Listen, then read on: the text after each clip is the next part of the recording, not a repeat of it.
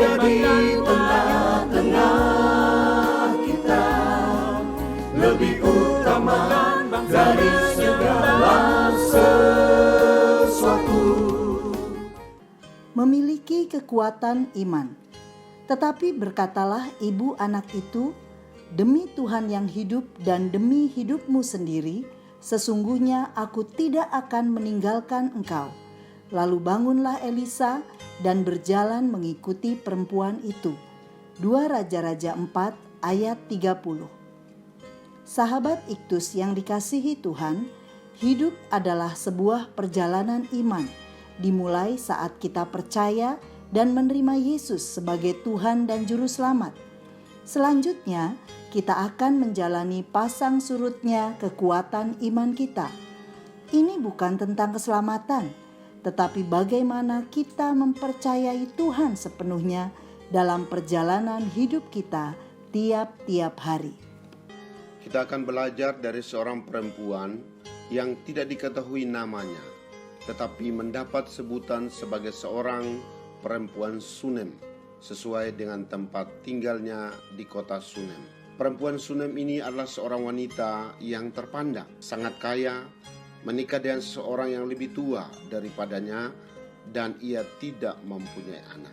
Dalam hidupnya ia memiliki kekuatan iman yang luar biasa, baik dalam hal memberi yang terbaik, tetapi juga untuk mendapatkan yang terbaik. 1. Kekuatan iman untuk memberi yang terbaik. Perempuan Sunem memiliki kekuatan iman untuk memberi. Ia menggunakan kekayaannya untuk melayani dengan menjamu Elisa makan. Ayat 8. Bahkan setelah perempuan itu mengetahui bahwa Elisa adalah abdi Allah yang kudus. Ayat 9. Ia bersama suaminya menggunakan kekayaannya untuk membangun sebuah kamar kecil dari dinding batu, di mana di dalamnya ada tempat tidur, kursi, meja, dan sebuah kandil. Ayat 10. Dan Elisa tidur di kamar itu. Ayat 11. Hal ini menunjukkan bahwa perempuan Sunem ini memiliki kekuatan iman, menggunakan kekayaannya untuk pelayanan. Apakah perempuan Sunem ini memberi yang terbaik karena ia kaya? Tidak. Bukan karena ia kaya, karena ia memiliki hati yang suka untuk memberi. Hidupnya tidak dikuasai oleh kekayaan. Terbukti ketika Elisa bertanya tentang apa yang dapat kuperbuat bagimu. Ayat 13, ia justru berkata, aku ini tinggal di tengah-tengah kaumku. Seakan ia berkata, aku sudah cukup. Kalau engkau mau membantu, bantulah mereka yang membutuhkan.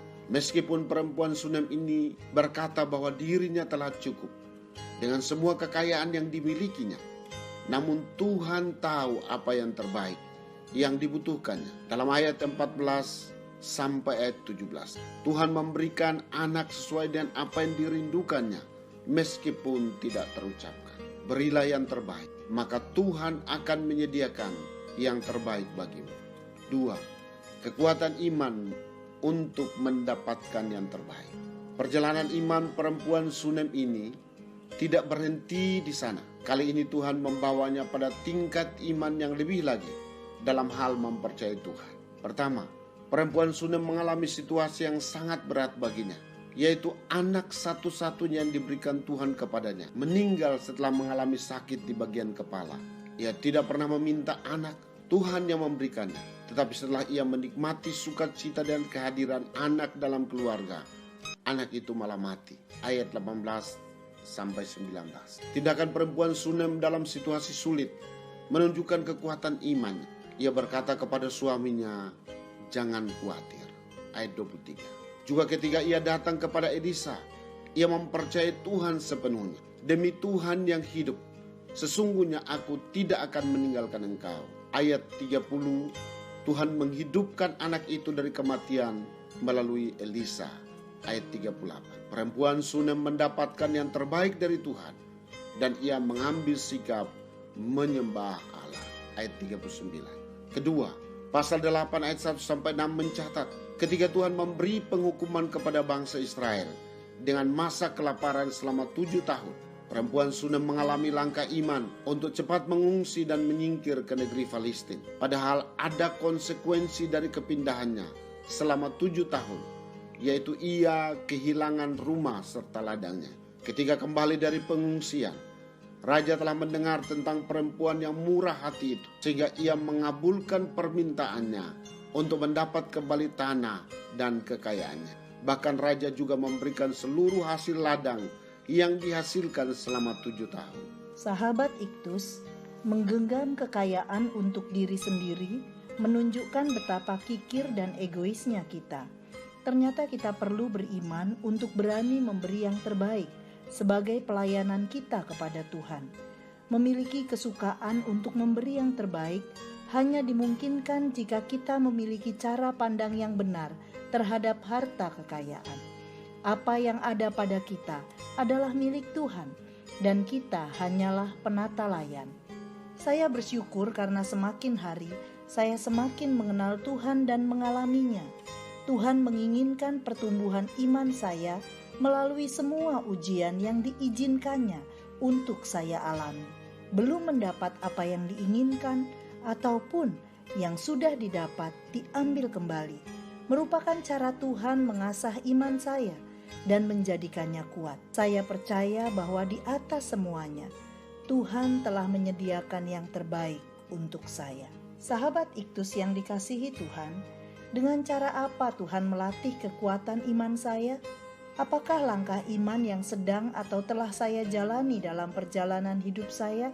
Apa yang Tuhan sediakan bagi saya ketika saya berani melangkah dengan iman? Tuhan Yesus, langkah iman untuk memberi sebenarnya membuka pintu berkat bagi saya. Namun seringkali saya membuat banyak alasan untuk tidak memberi.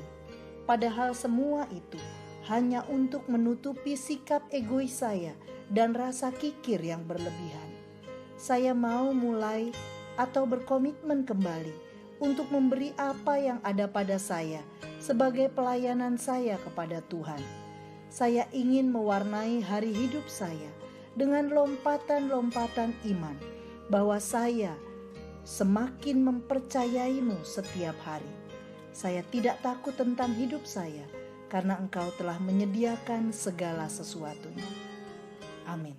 Kekuatan iman tidak hanya untuk mendapatkan yang terbaik, tetapi juga untuk memberi yang terbaik. Kristus ada di tengah-tengah kita, lebih utama dari segala sesuatu.